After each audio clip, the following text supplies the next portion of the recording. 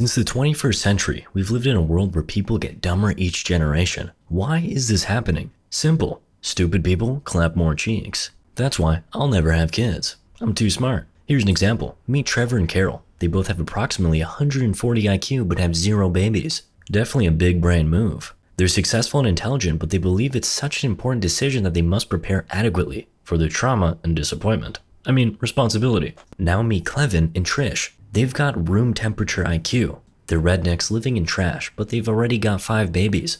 At least they didn't have dreams to start with, so they won't have to watch them disappear. After 5 years, Trevor and Carol still don't have babies, while Clevin has got 3 more from his wife and neighbor. Scandalous. Another 5 years pass. Trevor and Carol still have 0 babies, while Clevin's babies are having babies. And it's all connected, Simba, in the great circle of life. Does it mean we're doomed? Not if Joe Bowers here saves the world. Meet Joe. He's a librarian in the army. Wait, they have those? I've heard the pen is mightier than the sword. Not sure about AK-47s though. Okay, well, he was a librarian. He just got replaced. He got a much more crucial mission to serve. He's just not aware of it yet. For now, he's pretty upset. Losing a job in the army without risking life constantly sounds like a decent job. Lead, follow, or get out of the way. The phrase sums up what he was good at, being out of the way. While his comrade says the phrase should motivate him into doing something, Bowers believes watching minute movies all day at work is better. Amen to that. Turns out that Joe was chosen for a human hibernation experiment. The idea is to save the greatest soldiers sitting on their butts, waiting for a war to come until the war actually comes.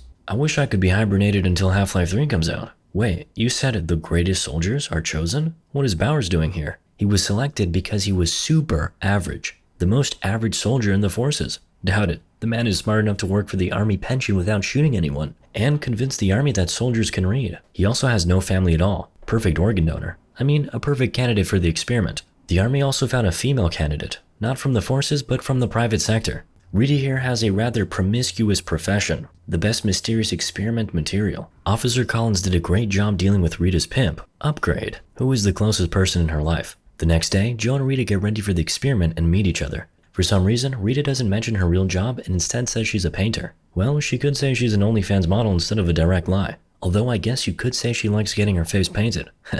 So our lovely couple gets in the coffins to begin the experiment. Rita is terrified. Apparently, she's got more to lose than Bowers here. Or maybe she's the smartest one in the room. She says her boyfriend, Upgrade, would be mad. Joe buys it again. Indeed, the smartest. But Joe calms her down, saying everything will be okay. He doesn't realize it yet. And so the project begins. Joe and Rita were intended to sleep for a year, which sounds amazing, but something went wrong. They forgot to set their alarm properly, and Officer Collins got arrested for networking with Upgrade. So the secret of the project was buried in a deep sleep with Rita and Joe. Years and years went by. More and more people subscribed to Mr. Beast, and the whole of humankind became much stupider. The basement where the couple lay turned into a dump.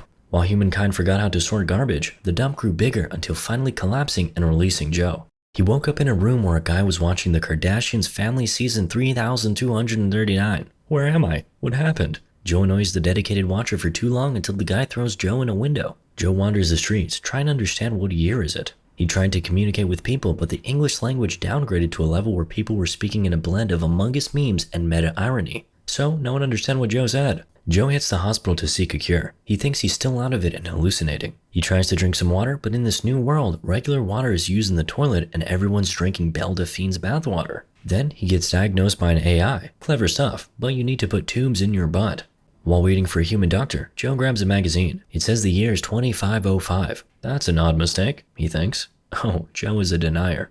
The doc comes in, calls Joe lame, and asks thousands of dollars for his services. Exactly how my last date went. Finally, Joe realizes he's in 2505 and goes in shock. The doc sees Joe doesn't have a QR code on his arm and calls the police. He's an outlaw now. Wait, is it 2505 or 2023? Joe returns to the street where he belongs, getting familiar with the new world he's stuck in. Apparently, the world is in deep crisis. A dust bowl destroyed all food supplies and the economy is so bad. Like if Uncle Joe ruled another presidential term. What's worse, the #1 movie in the country is a Logan Paul documentary. Apparently, it won 8 Oscars. You'll definitely see it next on Minute Movies, so subscribe. Finally, Joe gets arrested while trying to buy food without a QR code. He gets to the court where his lawyer is Frito, the guy who threw him away from his apartment. The prosecutor throws a solid speech that sounded like 6ix9ine's new album, and the lawyer goes against Joe. He's not Saul Goodman material. Meanwhile, Rita's in the street and realizes in this world she can get paid and not actually have to sell her body, like in other jobs, but she still doesn't understand what year it is. Joe gets compelled to make a QR code. The machine writes his name as not sure.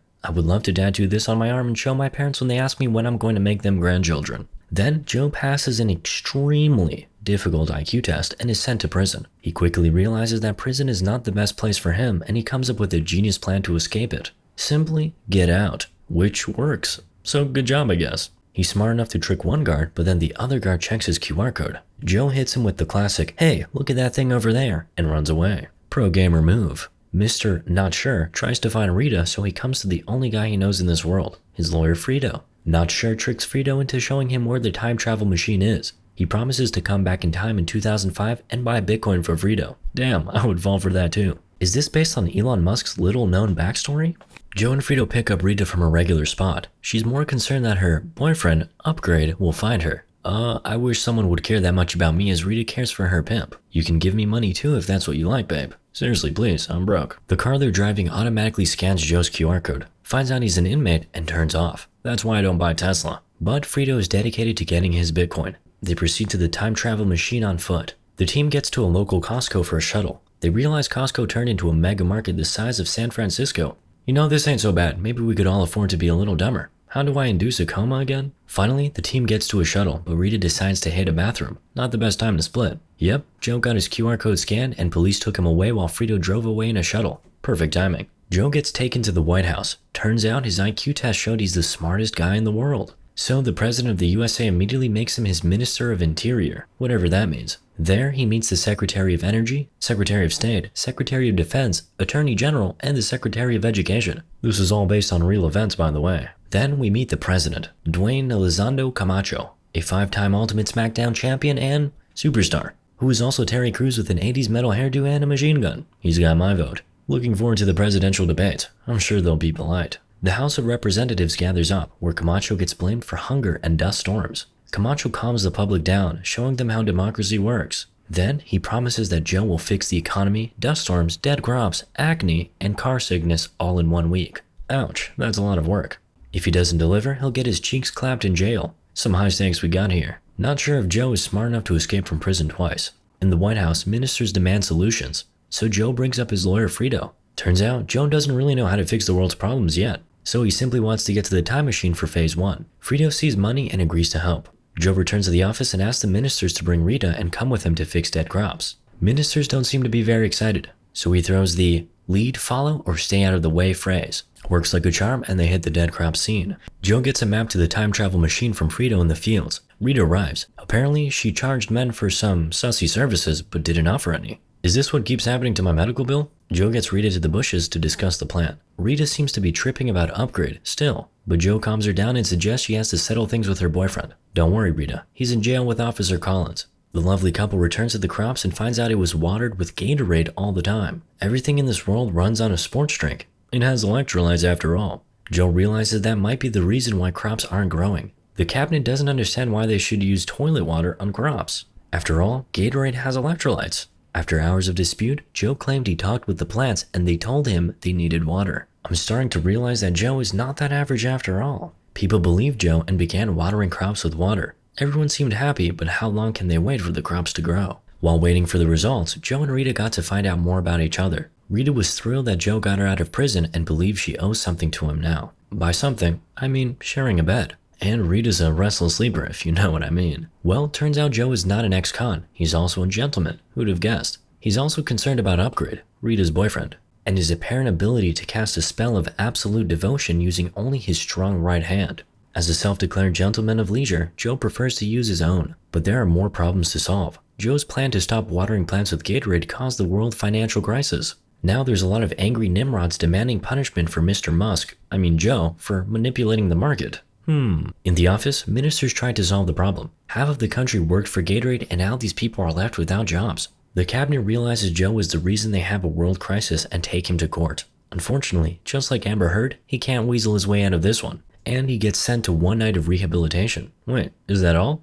But no, we soon realize what rehabilitation really means. Some sort of gladiatorial showdown with monster trucks. If this is one of Terry Crews' presidential policies, sign me up for another 5 years. While waiting for rehabilitation, Joe's talking with Rita. He cannot escape now. The police chained him to a huge rock. Sounds like my depression, only without any woman in uniform. Wait, maybe that's why I'm depressed. I already feel happier just thinking about it. Joe suggests Rita find Frito to get to the time machine without him. Gentleman and a hero. Girls don't like that. So Rita packs her bags and prepares to leave the damn place. Probably in search of her totally not a bad guy really underneath all the pimping boyfriend. But no time for thinking. Rehabilitation begins. Vinny Mawumba and the Dildozer with his brother Bobby Mawumba and the Ass Blaster get to the scene. Joe's got a thick boy truck too, but it's no match for his rivals. Are they overcompensating for their small brains? At that exact moment, Rita finds out Joe's plan worked. There are indeed some plans growing. She grabs Frito and rushes to rehabilitation to share the news with the angry crowd. It gets even hotter on the deathmatch. The undefeated champion of rehabilitations enters the scene, Ass Dozer, with Beef Supreme himself driving it. Turned out this truck was too big to enter the arena. That's what the girls tell me about the other guys. So rehabilitation begins. Joe tricks trucks and they explode on each other. He wins. Wait before celebrating. Beef Supreme gets out from the stone ruins, and he's got a flamethrower and a rocket launcher. At the same time, Rita pays the cameraman to film the growing crops. But there's a problem. The cameraman and Frito finds out there's a 50% off for Starbucks latte, and they fall for it. Wait, is there actually 50% off at Starbucks? Man, I gotta head out, hold on. Joe takes the initiative into his own hands. Not like that. He's no barista. He doesn't froth the milk. He takes it black like a gentleman. Wait, and asks the crowd again to believe him. After all, they made him the smartest man in the world, and they demanded his help. Why don't they give him one more chance? Just one. It turns out our Elon Musk over here is actually a pretty motivational speaker, but not for his audience. They want bread and circuses. This is like a politician's fever dream. Luckily, Frito recalls he's on a mission and films the growing crops on the fields. The crowd sees Joe's plan worked. In the moment of deadliest suspense, President Camacho saves Joe from death and pardons him. Hooray! Joe and the world are saved. It's time to return home, but Rita doesn't want to go home. She loves his world more than her previous one. Wonder why? Guess she predicted NFTs would ruin her drawing business. Plus, she's been offered to be a CEO at Starbucks. She's used to being mistreated, so I'm sure the corporate ladder will suit her just fine. President Camacho is so glad Joe saved the world that he makes him his vice president. Mr. Not Sure gets emotional, sad to leave these wonderful dumb people, and decides it's his time to lead the game. Oh, and they also realize that the time machine is a ride, not an actual time machine. Well, guys, you were pretty optimistic on this one, thinking there's a real time machine created by people who drink Gatorade 24/7? Rita and Joe realize they're stuck in this world and take it to a new level. Joe became the president of America, Frito his vice president, and Rita the first lady. Together, Rita and Joe made the 3 smartest kids in the world, while Frito had 8 wives and made the 32 dumbest kids in the world. Moral of the story? Birth control.